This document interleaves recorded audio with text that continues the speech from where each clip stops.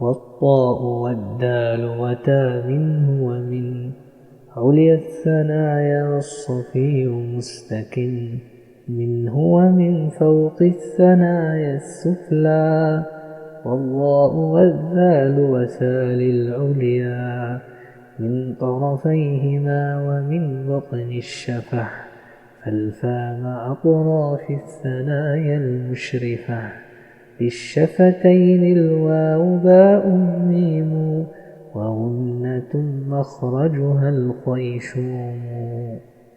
باب صفات الحروف.